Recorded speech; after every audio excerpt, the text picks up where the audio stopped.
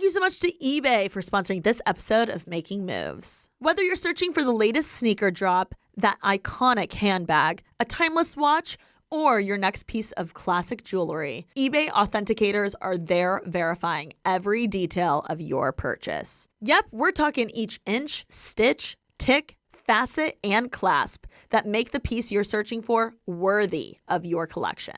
eBay's authenticators are experts in their craft, true connoisseurs. And as leaders in their fields, they're making sure your items always arrive as authentic as your style. So go ahead, get that piece you've always wanted, and leave it up to the meticulous eye of an eBay authenticator to make sure that watch movement is original, that glimmer is real gold, that rare sneaker is legit, or that handbag is really made of genuine leather, and never get faked over again. In a world full of fakes, it's time to get real with eBay Authenticity Guarantee. Everyone deserves real. Visit ebay.com for the terms.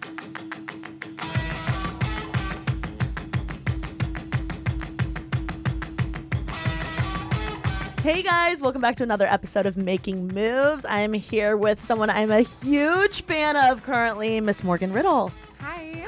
I'm so happy to be here. I'm so excited to just officially meet you because I'm so sad I'm missing Barbie today. We're supposed to go to Barbie. We were supposed to go to Barbie. I'm still going to Barbie. You are? Yeah, I'm bringing one of my guy friends. Okay. We're going to dress up for it. Oh my gosh, I'm so excited for you. Yeah. We'll do another movie night soon. Please. I would love that. Well, one, I love Morgan. I just have to say. I know it's in front of you, but I love your YouTube channel. Thank you.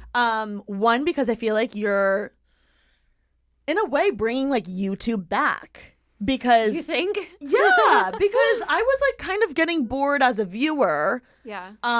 Just because not many people were uploading, and I get really inspired as a creator when I'm like watching other YouTubers too, because it like people just inspire me and I love people. So I just have to say I love your YouTube channel. And then I grew up playing tennis, so like that plus the tennis content, it's I'm like the perfect a TK combo. wet dream. Yeah, you're like my ideal watcher. So. And you are from the Midwest. I am from the Midwest. Okay, so Minneapolis, born and raised, baby. Yes. So tell me a little bit about what it was like growing up in the Midwest, and I guess how the heck did you end up in LA? Yeah. It was good. Like, I feel like I had a good childhood. I technically grew up in St. Paul, but it's the Twin Cities, so I just say Minneapolis because more people are familiar with it. Okay. But yeah, I grew up, have a bunch of younger siblings, so had like a very, I would say, typical Midwestern childhood. Like, I'm sure you know exactly what that is. How many siblings? I have 3 younger siblings. Wow, and you're the oldest. Yes. Okay, firstborn. They're all like half and step, and I definitely have a big family. And then I watched Ugly Betty when I was like 14 years old and fell in love with New York. I feel like a lot of people, for them, it's like watching Sex and the City or Gossip Girl or something. But for me, I watched Ugly Betty and I was like, I have to go there. So then I went to college in New York. And then where'd you go to school? In LA. I went to Wagner College. Okay. It's like a very small liberal arts school. Awesome. Yeah. And I loved it. It was a great college experience, but loved New York. And then I moved back to Minneapolis and then I ended up here. Okay. So why'd you end up here?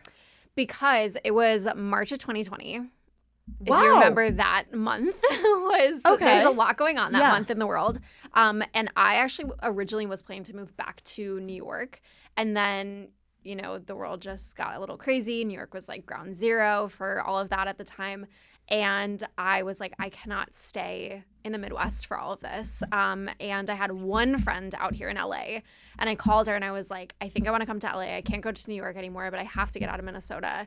And she was like, oh, my roommate's moving out later this week. Yeah. And so I packed up my Jeep and like 72 hours later, I was in LA moving into her house. Yeah. That's it was all so very, spontaneous. I'm a very impulsive person, but like when I know I'm like always been really quick to make decisions. Okay. Are you an impulsive shopper? No. I'm not either. I'm not actually. I'm like, but I'm very like sure of myself when I know that I want to do something. And I knew I needed to get out of Minnesota. I didn't really care where, and LA just happened to be the place. So. Yeah. Also, LA during COVID times too was a little more open as far as the beach and the. Yeah, well, that's what I thought too, because I was like, oh, I'm gonna go to LA and outdoors. at least the beaches are open. And then like and 2 weeks after I got here, all the beaches closed. Yeah. I was like, okay. But at least you could walk outside a little more. Yeah, we could go on like a daily walk. Yeah, That sorta. was pretty much all I did. I mean, I still am in the habit, like 3 years later, of going on daily walks. So I guess one positive thing came out of all of that. I love it. So did you like growing up in Minnesota? Like, what was your childhood like? So it was really cool. I had a very young mom. My mom had me when she was, I think, like 21. She was super young, and she was always just the young, cool what a rock mom. star. Yeah, she was a rock star. She was always just the young, like, cool mom. She's probably so hot too. Did all your she's friends growing up? Yeah. They all thought she was hot. She drove like a 2-door Jaguar. Like, like she was funny. And she took me to like so many different concerts and the zoo, and was just always like the cool mom that would let me have sleepovers at my house and stuff. So I think I had a very good, fun childhood. My extended family are all dairy farmers. Whoa. So a lot of my childhood was spent on a dairy farm in northern Minnesota. So being an LA girl, do you eat dairy still?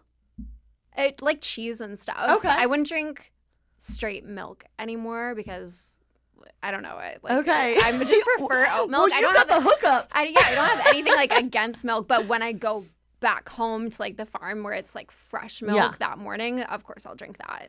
Mm-hmm. So so they're all dairy farmers. Yes. And did you grow up like going to the farm? Yeah. Most of my childhood in the summers we would spend up at like our lake cabin in the farm. I've assisted in a live cow birth. I was just gonna say I've seen that's very Indiana. Yeah, I've seen a live cow birth. Yeah. Obsessed. So definitely built character for sure. Have come a long way since then, but I still love it, and I always have a soft spot for like farming and nature and up north. Totally.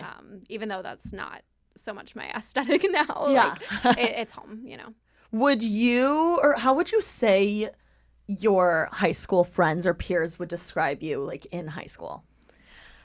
Oh my gosh, I don't even know. I was kind of a mess in high school, to be honest. Like I was not the person that I am today, or Really? I don't have the same sort of like work ethic that I have today. I kind of just screwed around a lot. Like I got brought home by the cops twice when I was younger. Yeah, I was a troublemaker, especially my freshman and my sophomore year of high school. Like, and it wasn't for anything really bad. It was just like out after curfew and stupid things like that. But definitely a troublemaker. Okay, did you get arrested? No, never been arrested. I was like, mugshot. No, like it was like the local police being like, we're taking you home to your parents type of thing. Okay. No, never arrested. Yeah. So what would they say about you? What would they say? Like, would they not believe like where you are now? No, I think they would. And I had a transition between like my freshman and sophomore year. I was kind of a mess, but then junior and senior year, I really got my act together. I was super involved in a lot of stuff. I think that I was good at like bringing communities together. Like that's always kind of been my thing. Like our senior year, we did a senior prank where everyone dressed up as senior citizens. Oh, that's hilarious. And I organized that whole thing. There was like probably 200 kids that did that. Every year for homecoming, my friend Maddie and I would create these like t-shirts for everybody.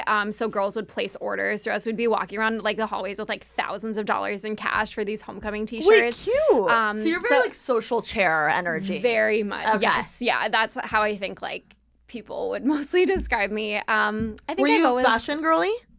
Okay. I was always wearing like heels and like same. Yeah, I was that girl in high school, like heels, skirts, dresses, always dressing up for high school.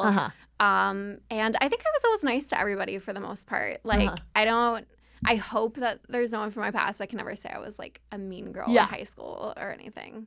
Maybe, I don't know. I think I've blocked out a lot of stuff from those years. But did you play any sports? I played lacrosse, not well. I was like B squad. Like I was never a super sporty person.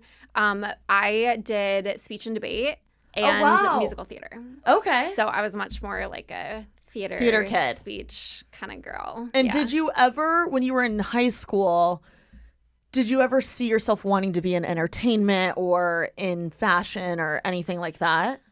I honestly can't even really remember what I wanted to do. I initially went into college as a government and politics major. Whoa. Yeah, and my first internship was for the New York Office of Emergency Management. So that's their government office that deals with like blizzards and hurricanes and things.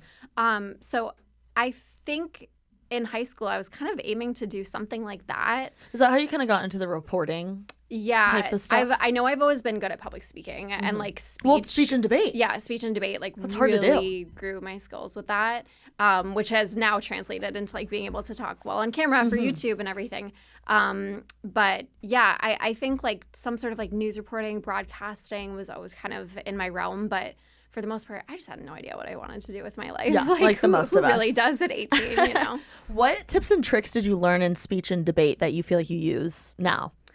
I think the biggest one is just like staying still when you're talking. Oh. A lot of people, and I noticed this throughout Fidget. college. Yeah, they fidget a lot. They like sway. They move their feet. Everyone has kind of a nervous tick that they do. But if you stay still and just focus on what you're saying or like use your hands and whatever. But yeah, a lot of people have like nervous tics and I had a lot that I had to practice not doing. I remember in speech class in high school when I would have to give a speech, my voice would get shaky. Yeah. Has that ever happened to you? No, not really. I feel like I would get like, instead of shaking or fidgeting physically that way, it would more so be like through my voice. I would feel shaky. Yeah. I mean, public speaking is, I think, the number one fear in America. People are really terrified. It's a good skill to have. Are there any other tips or tricks you learned? I'm trying to think. Blocking out filler words is a big one, which I still am working on. I say the word like all the time. I think it's just part, I think it's just part of living in LA. Are you editing out all your likes and ums? Because I edit a lot of mine out. If I have the time to.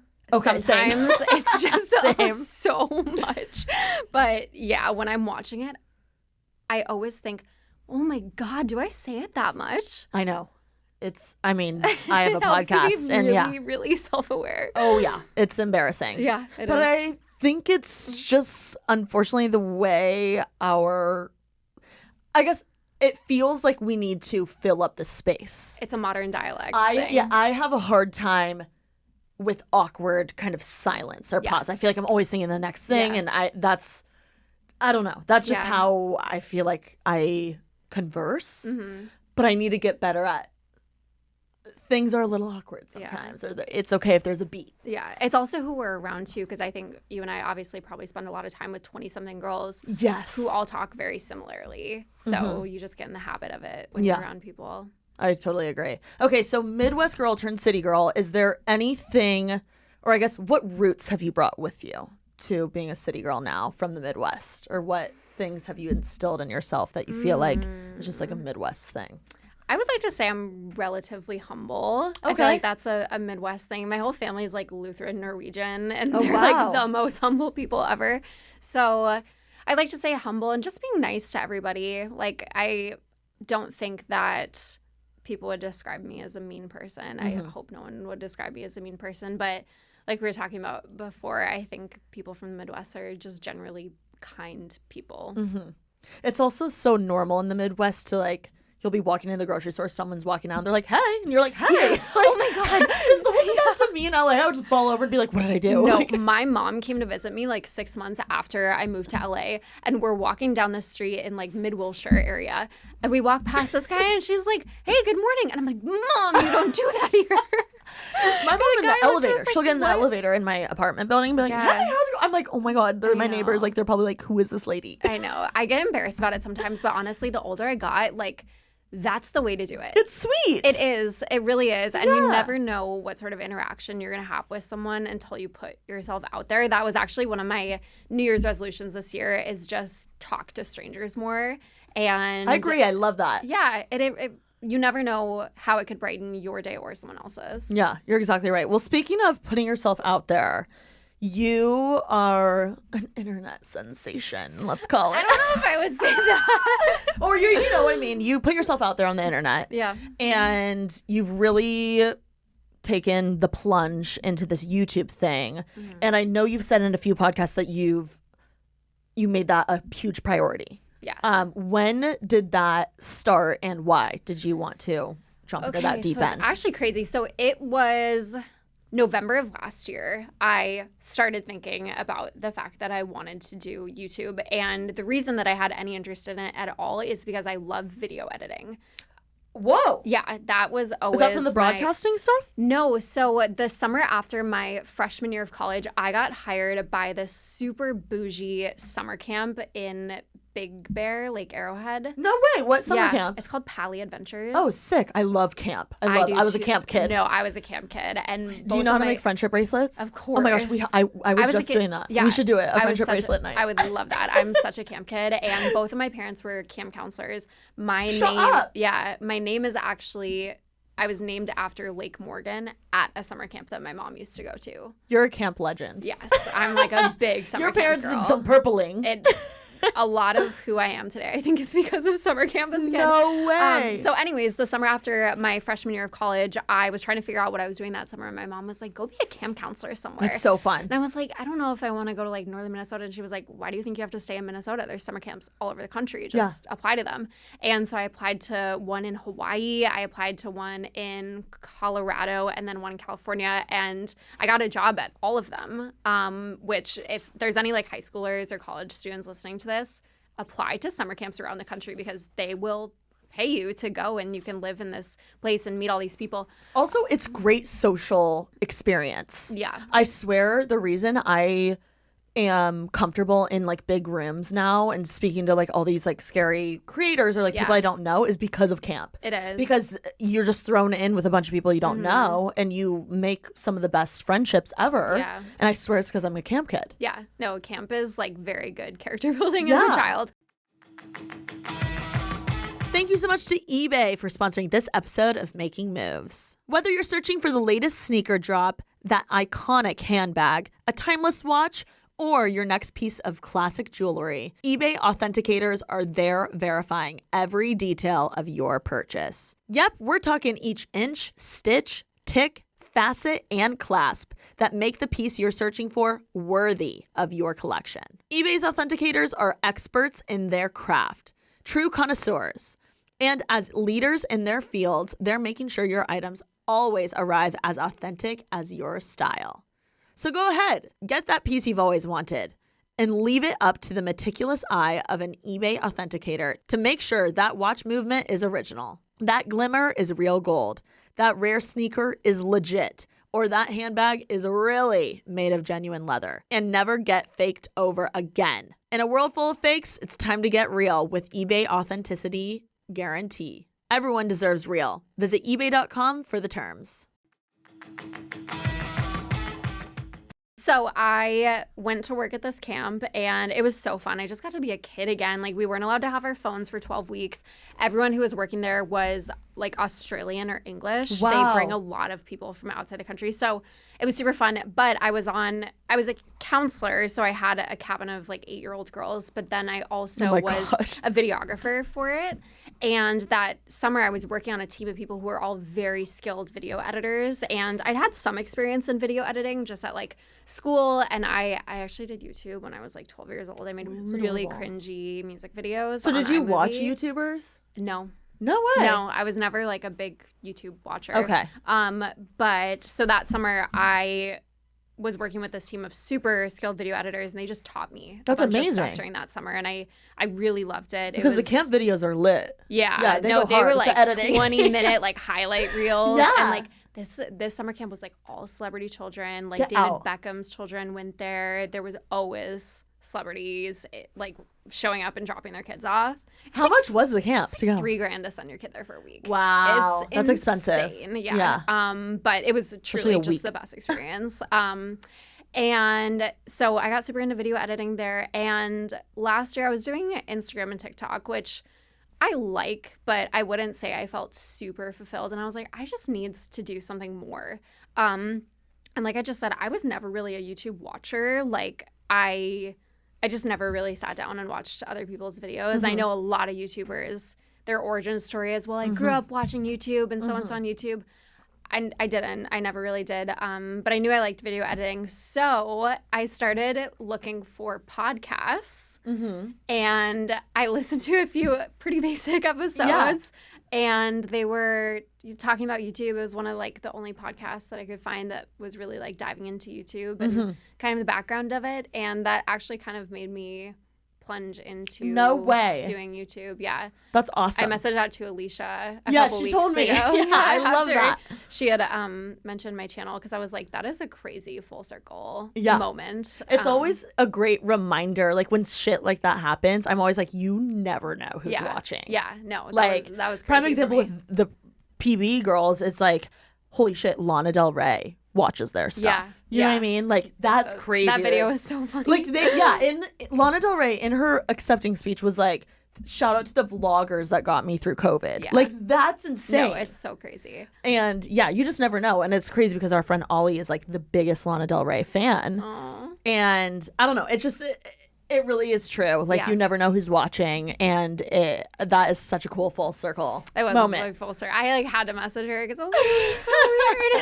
weird. But yeah, that's kind of how I started doing it. And then I actually tried vlogging for a couple weeks and just could not get used to it. Like it's hard to get used to. Yeah. And then the last week of December, like first week of January this year, I was like, I'm just gonna do it. I'm just gonna put my first video up. It's not perfect. It's never going to be perfect, but I'm just going to do it. Mm-hmm. And I made a commitment to post a video every single week for the next year. And it's been like 6 months of that now. Which is amazing. So, yeah. I'm still pretty new to it. But I'm having a lot of fun with it. I mean, also I feel like most people's issue with starting YouTube is they're like, well, I don't know what to film because my life's so boring, right? Oh, yeah. Which anytime someone says that, I'm like, no, you can actually make it really exciting. Like people want to see the simple stuff.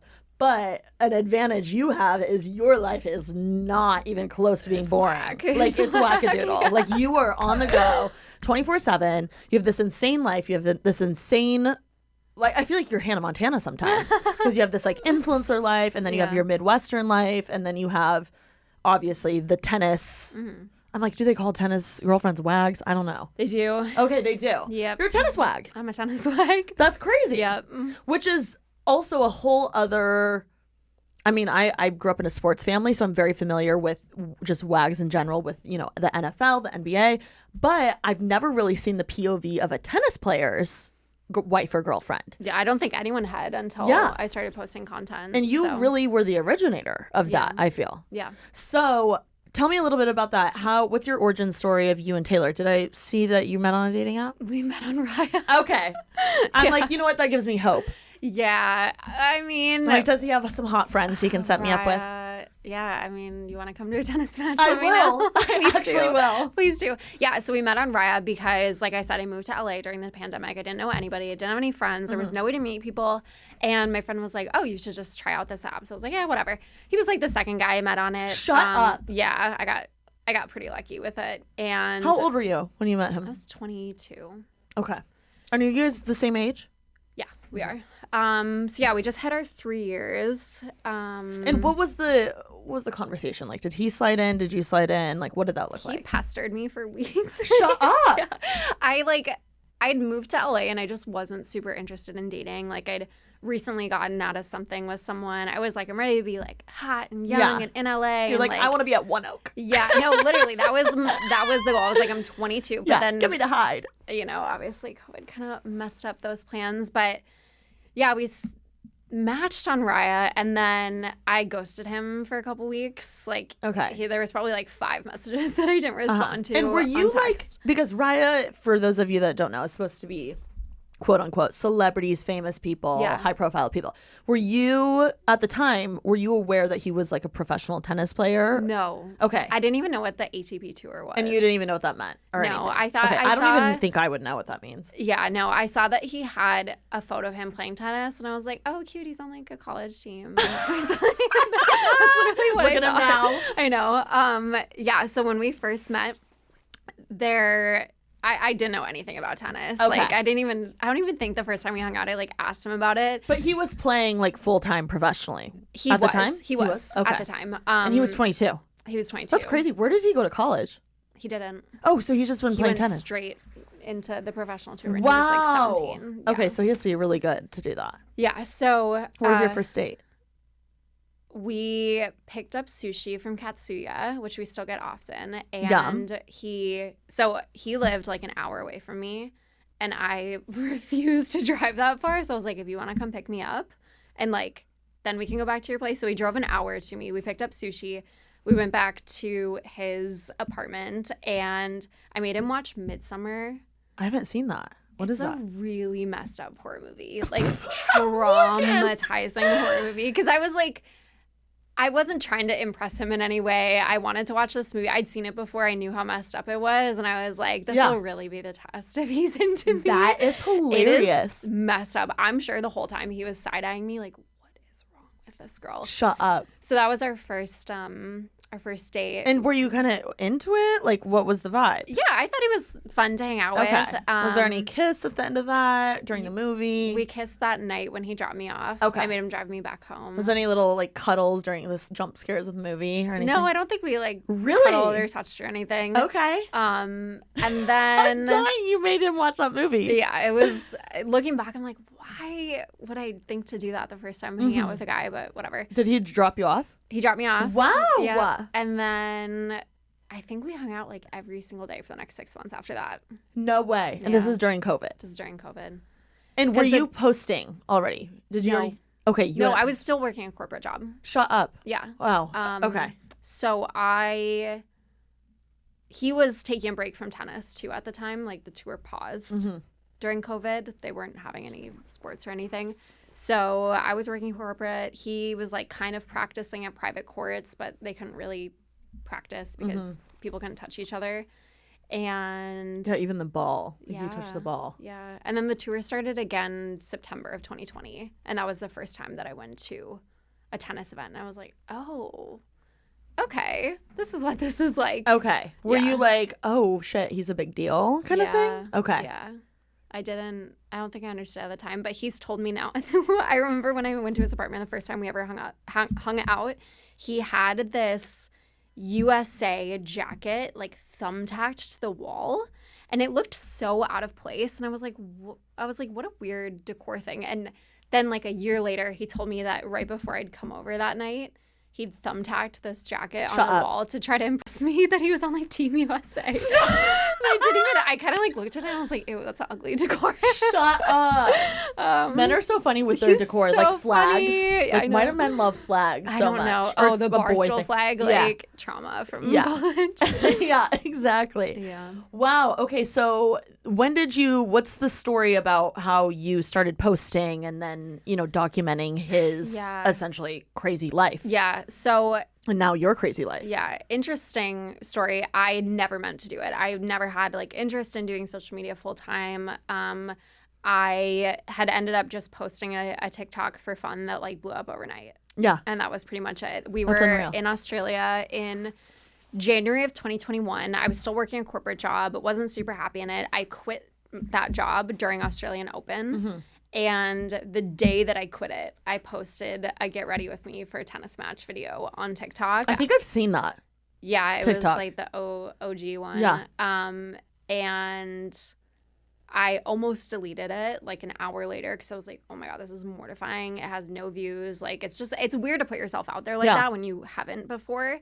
And then I went to sleep, and then it was daytime in the U.S. because I was on Australia time.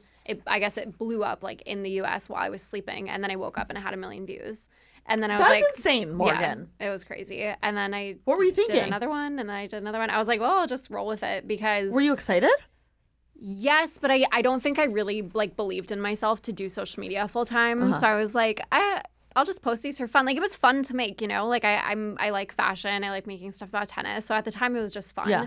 And I was doing freelance stuff for like social media companies and was looking for other full-time jobs the first probably 6 months that I was posting. Well, and you knew how to edit, which a lot of people don't know how to do. Yeah. And that's like a hard thing to do. Yeah. Even TikTok at the beginning, some people really don't know.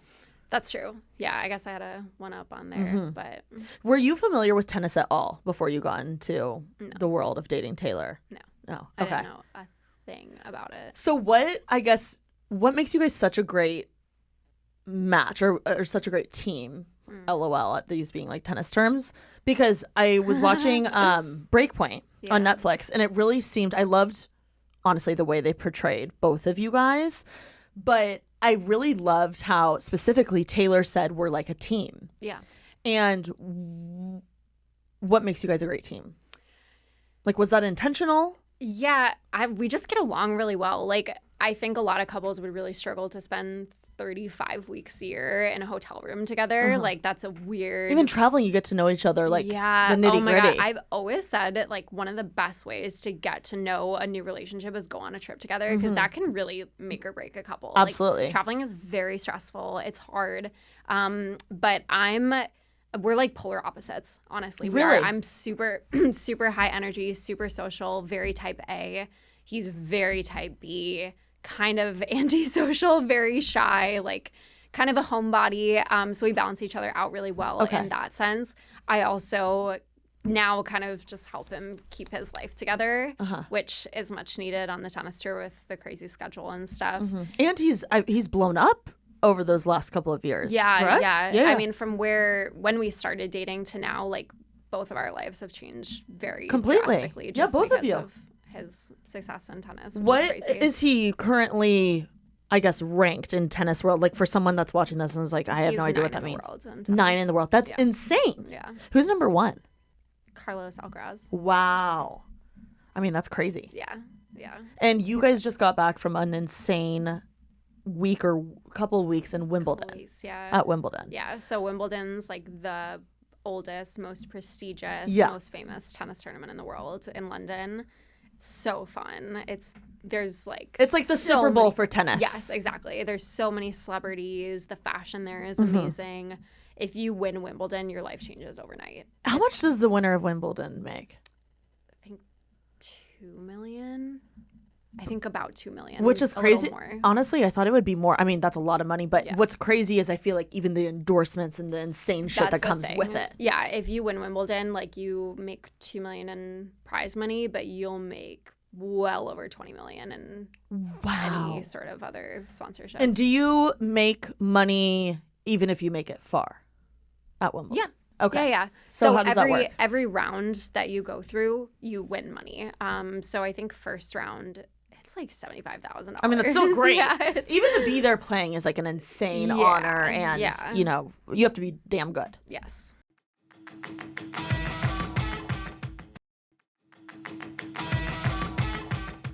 But something you did this year with Wimbledon, which was so impressive and cool, you had your own show? Yeah. Okay. Show. And you were documenting, I guess, the lifestyle of Wimbledon and basically everything a girl like me wants to know about Wimbledon. Because, you know, behind any sport, there's so much behind like the player and the actual game or the match in this case. So tell me a little bit about that and how that happened. Are you just like living the dream? Yeah, it was You're crazy. Living my dream, Morgan. They reached out to me back in...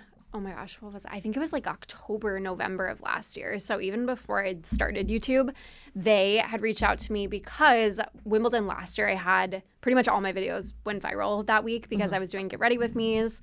On TikTok. And then at the end of Wimbledon last year, I did this video that was like what people are wearing at Wimbledon today. And that video went viral. So the team at Wimbledon and the production company they were working with had seen that video last year and just kind of kept that in the back of their mind because Wimbledon wasn't doing content like that. Like no one was really doing content like that around tennis, fashion, or anything. And so they reached out to me and were like, we have this idea for a show. Like, we think you're the only person that would be able to like come in and do this. So, 100%. You're perfect for it. Yeah, thank you. So what did that entail? Like, what did you film? So every single day we kind of had an outline for the episode. It wasn't scripted. They basically just said, like, we want this to be very you. So the editor and the producer had been watching my YouTube videos for like months, trying to understand. You never know who's watching. I know. So they had kind of just been trying to understand like my vibe and like what sort of things I wanted to talk about and the music and the editing and that sort of thing. They were like, we want this to be very you. So every single day we would just go around the grounds. We would have a theme. So like one day it was royals, one day it was what makes Wimbledon Wimbledon, one day it was like fan fashion. And then I would just go out and interview people who were at Wimbledon. And That's it was amazing. So fun. Yeah. It was just the best week. I mean, that is so cool. Yeah. I'm so glad that it's so cool when a company is smart enough or a brand is smart enough or in this case Wimbledon is smart enough to realize that someone like you would be perfect for something like that. Because sometimes I feel like they're on a high horse certain companies or, you know, like the prestige of things, especially with Wimbledon, it's like the Super Bowl of tennis. And the fact that they were so down to work with you and they saw, you know, just like what you had to bring to the table, I think is awesome. Yeah, no, it was a big win for me for sure, especially because I've gotten so much criticism the last couple of years of like, you just follow your boyfriend around the world. Oh, that's the girl that and just you like, wouldn't? I know, like, that's what I'm saying. I know. Thank you. I'm like, and you wouldn't? Thank you. I know. So, all that criticism that I got in the last couple of years, it was like for the most prestigious tennis tournament in the world to like recognize me for what I was doing, and I was like, well, F you guys. Oh yeah. That was very satisfactory for me. Yeah. So. What did Taylor think of it all? Like, was he... He thought it was so cool. Okay, was he super supportive? Was he a little like, you're raining on my parade? No. Tell me about it. He absolutely loves it. Like, he's so supportive of me. Like, he wants me to do well. He wants me to make money, you know? Like, so he's just a really good partner for it. He does his part and I do mine on it. Yeah, you're like, you go play and win. Yeah, it's so fun when we're like crossing paths at a tournament and he's running to his match and I'm like running around with a microphone. Like it's cool. Like it's such a fun partnership that we have. Totally. And what's so cool is you really know how to speak the language of tennis now and just like the lingo. You know how to talk shop because you're talking it with your boyfriend like every day. All the time. Oh my God, we talk about tennis so much. Yeah. Like I've been forced into being a tennis expert at this point. Even I love in your videos, which I don't know if everyone will agree with me, but I love when you go into the nitty gritty. You'll be like, sorry guys, like this vlog is like a little too tennis-y. I'm like, no babe, like I love, because like I grew up playing tennis. I played in high school. I still play to this day, but like I'm not even close to the professional world. I mean, I grew up going to like tournaments and stuff like to watch.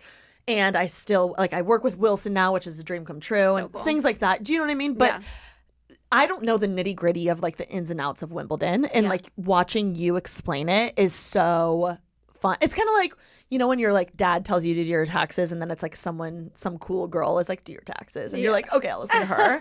It's, like, the difference of that. Like, it's not, like, my tennis coach telling me this stuff. It's you being there and with the lifestyle. It's just really cool. I love that you share the little insights. Like, please keep doing that. Because I mean, I genuinely love it now. Like, I am a through and through tennis fan. I watch matches that are not Taylor playing. Like, I stay updated on all the scores at tournaments he's not even playing. I don't think I've ever really been a part of a fandom before until now. Like, I was never a Swiftie. I was never a Directioner. Like, I've never been able to enjoy this like world of fandom until tennis. And now I'm such a big fan of it. So I will talk about it in my vlogs. I'm sure some people are like, oh my God, enough with the tennis. But it's such a big part of my life. And like, I love it. And if I want to talk about it, I'll talk about it. No, it's so cool. And it's what makes you stand out. And like, I love learning something new as a viewer, whether it's literally the most wackadoodle thing or it's tennis, something I'm actually interested in. But I think you have brought such a cool, unique POV to the sport. And I feel like there was a time where it kind of became trendy, like at least everyone was doing their photo shoots and stuff like a tennis court. And I was like, LOL at that time. But now you're really bringing it back in a new way. Yeah. So anyway, I love your content and I think you've done a great job documenting it. Does Taylor ever get I guess weird when you're filming around him? Like I said, he's really shy and like, love him. I feel like guys in general are like, I don't want to take another photo. Yeah, he's not the most like camera happy person, but also my vlogs are not about him. They're about me and my life, and like our lives definitely go in parallel to each other because I travel with him for his job all the time, but I'm not dying to like put him in my vlogs all the time, you know? Yeah, 100%. Why do you feel, or why do you want to travel everywhere with him? Like, do you ever feel like you want to be at home or in LA more? No, I've always been like so restless and I've always just wanted to travel and see the world so bad. I mean, it's so cool. I would do the same. Yeah, like, why wouldn't I? You know, of course I can stay in LA. And like, I love being here. It's nice coming back. Sometimes we also have a place in Miami. And it's nice to just have a week or two to just relax and chill. But I've always been such a go, go, go person. And just having the opportunity to do it, like, I have to, you know, like, how could I not? When I was younger, I was obsessed with Jay Alvarez and Alexis Ren and their travel videos. And being like, lower middle class in the Midwest, I never thought that I would be able to have a life like that and be able to see the world in that sort of way. So I would reblog their stuff on Tumblr and just dream about a life like that, not ever, I don't think, really fully believing that it would be possible. So now that I have it, I have to be grateful for it and I have to take full advantage of it.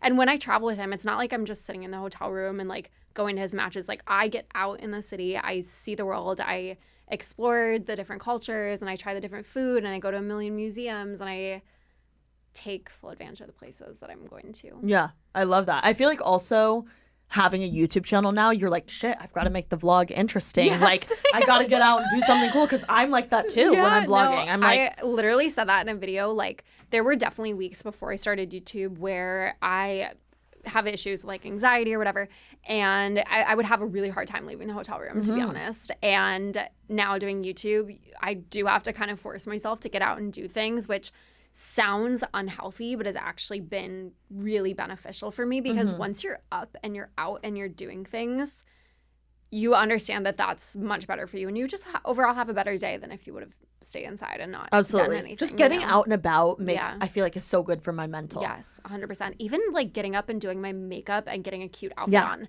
that is huge. Because then you want to go do stuff because you look cute. Exactly. And feel especially good. If like you deal with like anxiety or depression or whatever. Just getting up and putting a cute outfit on can kind of turn your whole day around. Now, I know, because clearly I'm a fan, I know that you are, you know, confident in yourself. You are your own individual. You have so much about you that makes you you and you stand out. But dating someone who has such an intense, lucrative job that makes you travel all across the world and whatever, how do you remain so true to yourself and, you know, like put yourself first sometimes when you're dating someone, you know, who is number 9 in the world with their sport and, you know, requires, I'm sure, a ton of attention. How do you... He does require a lot of attention. How do you stay true to yourself and, you know, stay confident in who you are and what you want to do? I think it's just doing my own thing. Like right now I'm really trying to focus on my career. Like I am staying super busy all day with work stuff and trying to get as many press opportunities as I can, doing the Wimbledon Threads thing. Like, yes, a lot of what I'm doing is in the sphere of tennis, and the only reason that I'm in the sphere of tennis is because of him. But I feel like I've made my own name in tennis. 1,000,000%. People... Honestly, I didn't know who Taylor was for the longest time. I just knew you. I just knew you were dating someone on the tour. I think a lot of 20-something girls would say the same whatever. Thing. But I think... Sorry, Taylor. Yeah. I know. If he sees this. I'll tell him to watch. Yeah, like, I'm sure he's a huge talking TK so fan. smack about you. We were talking shit about you, Tay. But yeah, well, I mean, when I'm traveling, and anyone who watches my YouTube videos knows this, like I do a lot by myself, and I make sure that I'm creatively fulfilled and spiritually fulfilled and physically fulfilled, and I find workout classes in the city that I'm going to, and I take really, really good care of myself, like physically and mentally, which has been something that I've had to learn, and I feel like I didn't really do a great job at until about a year ago. So what are those things that you are non-negotiables for you? When you're in a new city, you're at his wackadoodle tournament, and you're like, I've got to be me. I got to put me first. Well, what are you doing? Through and through, like, I am a basic bitch. So I want to go on a morning walk. I want to get an iced coffee, and I want to go to a workout class. And if I start my morning with that, I will have a fantastic day. I pretty much always get recommendations from people. I have a very like international following because there's so many tournaments in Europe. Yeah, where's your most followed country? So the US is number 1, but then I have a massive following in Australia. That makes sense. Yeah, and I have a you also really kind big of one look in the Australian. UK. Do I? Yeah. People always see Australians say that I have an Australian sense of humor. Really? Yeah. They always ask like, oh, like how long have you lived in Australia? Just because I like remind them of Australians, which I think is funny. But I love Australians. I think because of the blonde, like beachy, tan. You know what I mean? Yeah, that's what I'm thinking. It's my favorite place. Okay, so Australia. That's what I'm dying to go. Yep, and then UK because of Wimbledon. Oh, okay. So the walk and the coffee and the workout class. Is there anything else you're doing in the hotel room? I know in your vlogs you say you bring a candle whenever you travel. Or what are the other things like that? So we don't know. I bring a candle. I always bring my own pillowcase. I bring like a silk pillowcase to help make me feel at home. I do morning pages every morning, which is a type of journaling from this book called The Artist's Way that I am almost finished with now.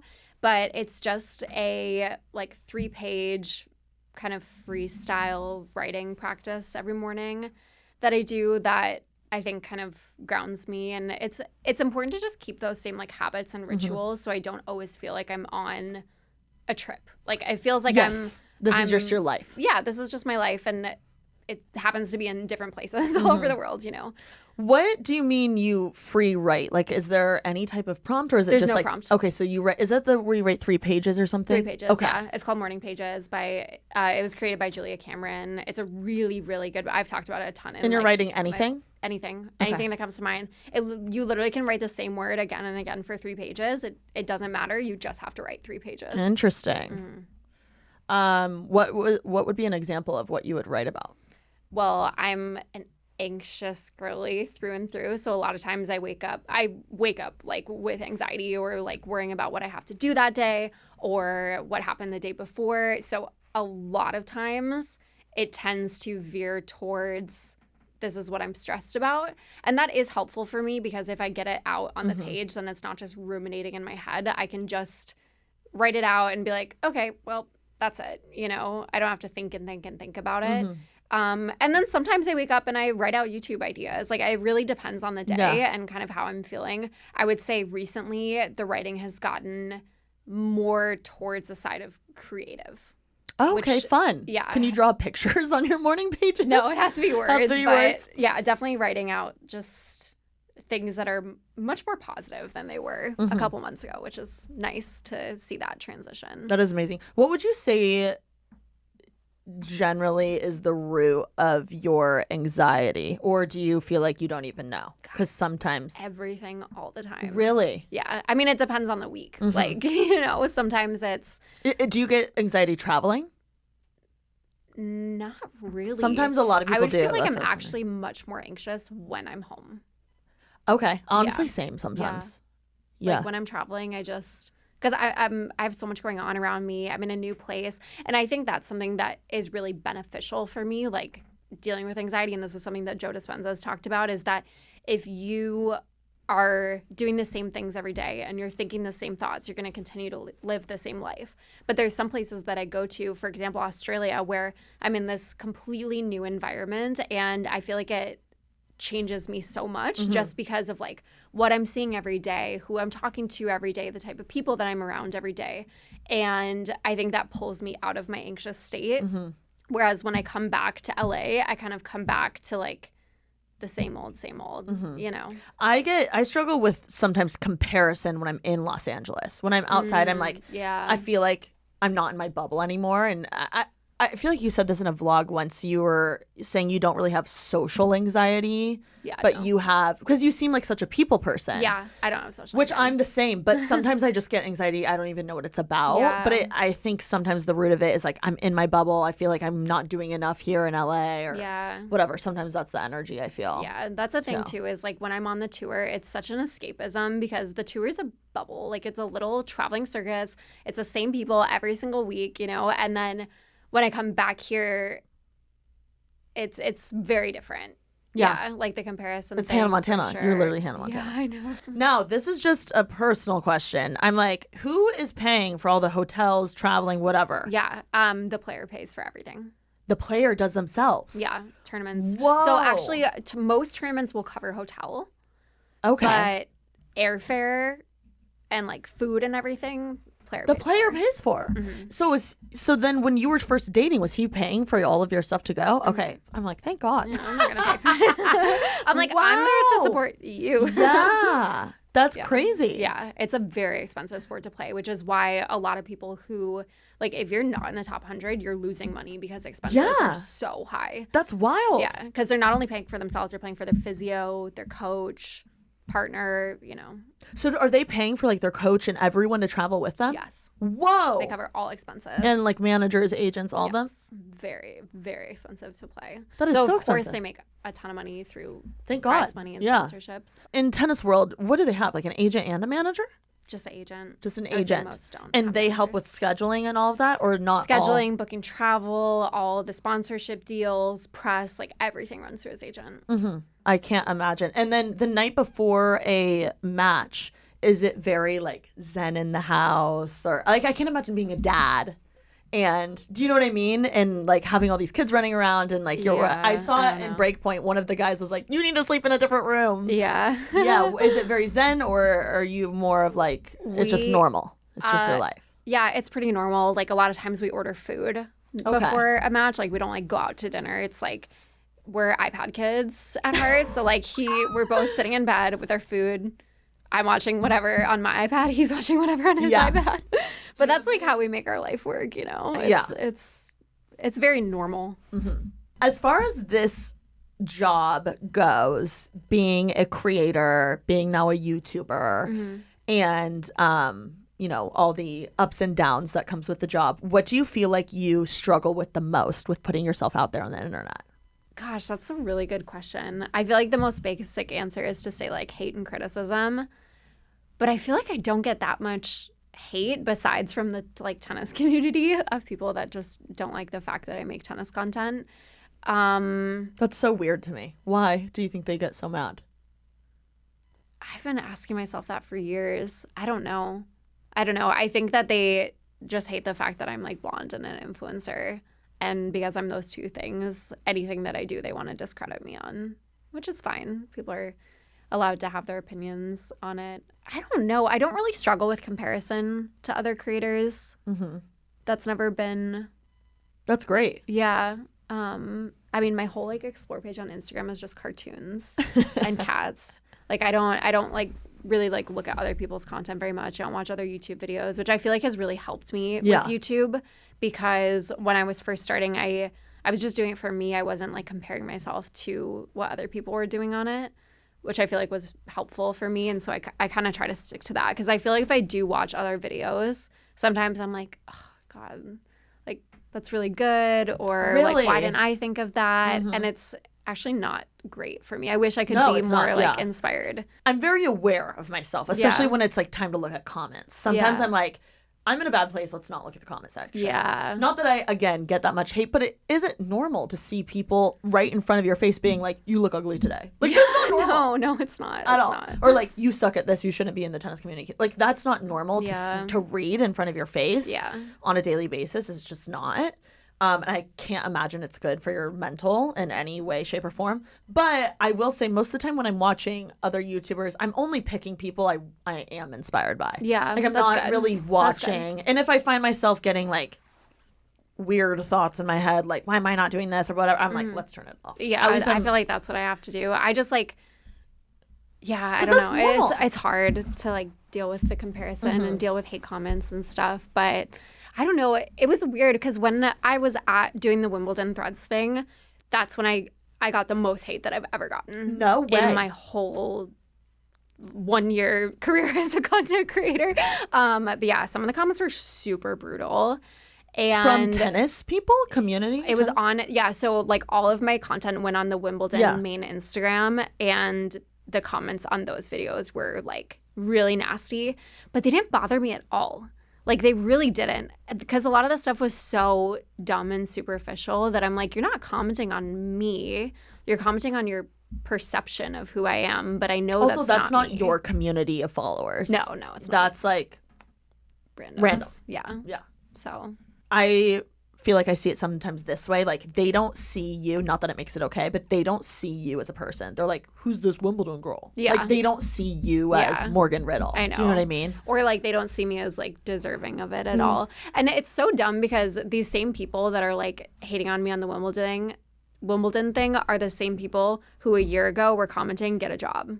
I'm like, okay, well, I got a job and you're still going to hate on me. Yeah. So like, I can't win. I can't win ever, no matter what I do in that sphere of people. So well, whatever. I think you're killing it. Thank you. Would you say YouTube is your priority now with social media? 100%. Really? Yeah. Just because it's the thing that makes me the happiest. Like, I'm sure if I don't post on TikTok very often, but I grew on TikTok really fast. And I know if I was posting on TikTok every single day and absolutely grinding, like, I could have way more followers on there. but I don't enjoy it the same way that I do on YouTube. And I kind of love how YouTube is like a slow grind, but it pays off in the end. What do you love the most about YouTube? I feel like people are finally able to actually get to know me, whereas on, people can only really know you so much through TikTok and Instagram. And also on TikTok, to be honest, like I was feeding into the Tennis WAG thing because that is what did really well in my content. And the goal on TikTok is to grow. And I'm like, okay, well, this is super niche and people love it. I'm going to keep doing it. But that's not everything. That's my life. But anyone who's looking at my TikTok would be like, oh, she cares about us being a tennis girlfriend, which is like, if you look at my TikTok, that seems very true.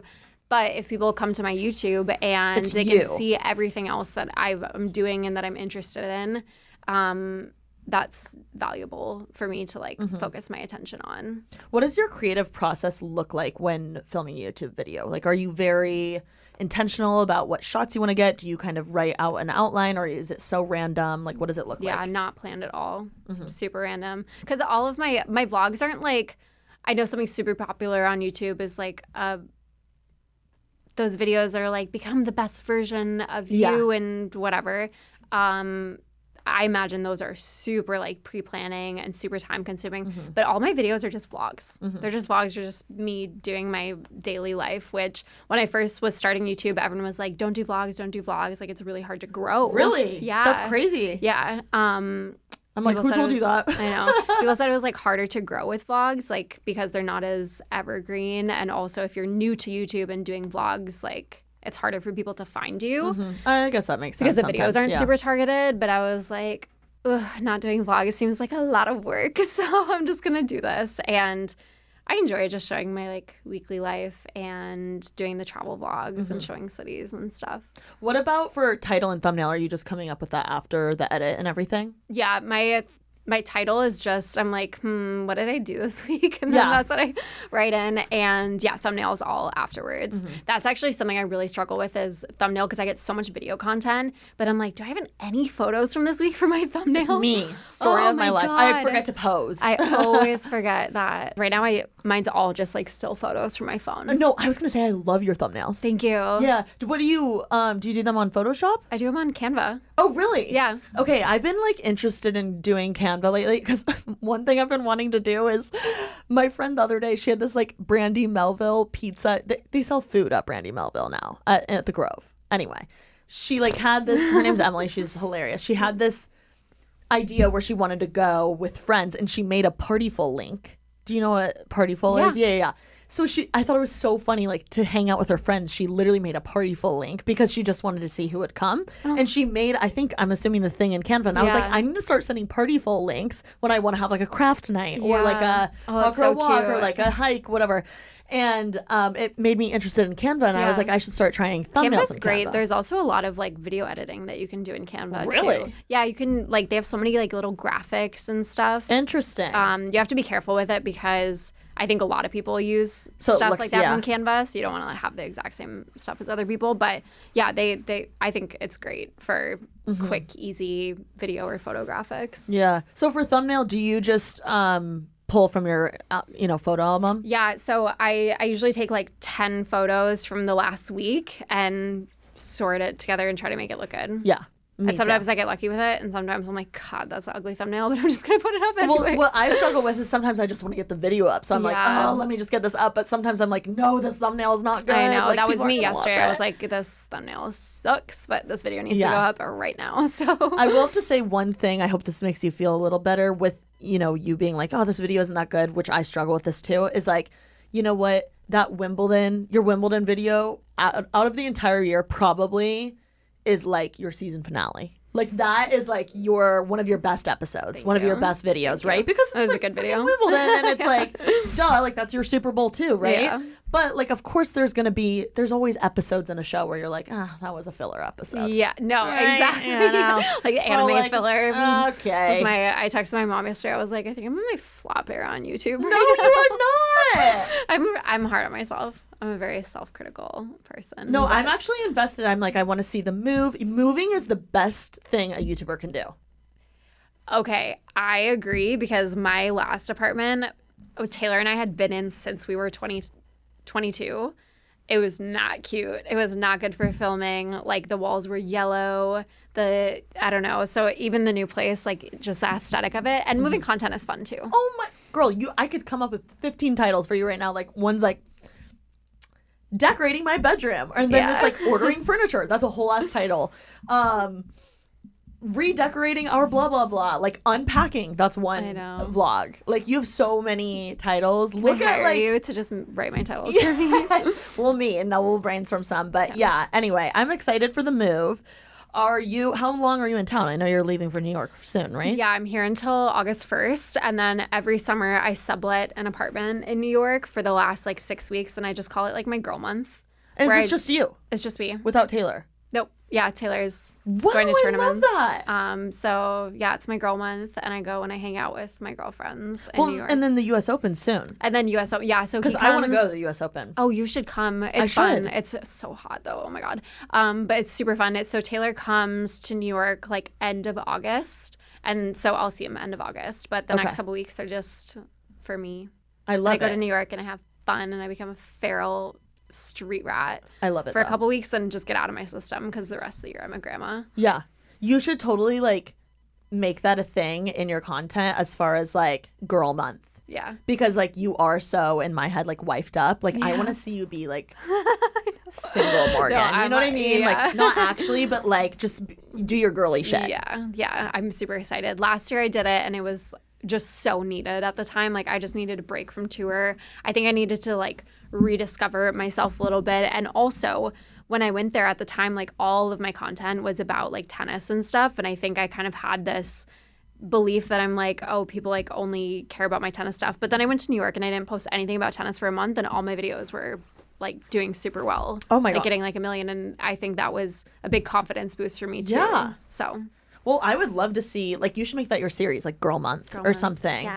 Yeah. Or Street Rat. Yes, exactly. That's so cute. Yeah, I've been wanting to go to New York because I want to podcast with a bunch of podcasters there, or just like have guests. It's such a good business. Like that's another reason I'm going this month is because there's so many brands, there's so many events there. Exactly. Like, and I want to be there for the U.S. Open, hopefully. So maybe we'll link. Yes, you should come. I'm doing some like events and stuff that week before too that I would love for you to come to. So fun. When is it? It's like September? It starts August 28th. Okay. So that week before, like the 23rd, 24th, 25th.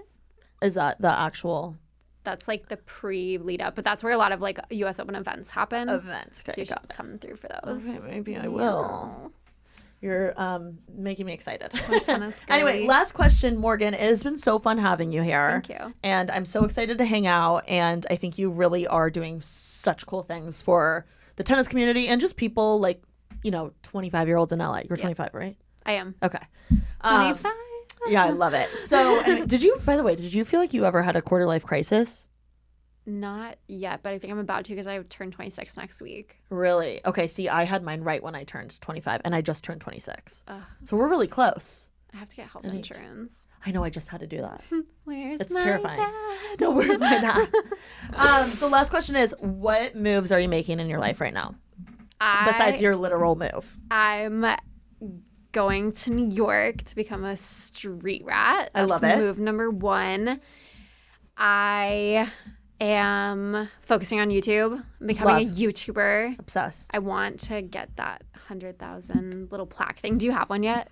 You know what? I haven't even signed up for. I've had 100,000 for a while. Yeah. I haven't even. Can you do that? I should do that for me, please.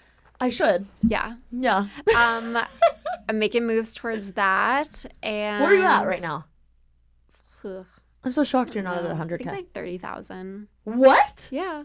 Oh my gosh! In my head, you have like way more than 100,000. My views are pretty high. Okay. But that's great. To get people to hit that like, remind them subscribe in the video. I know.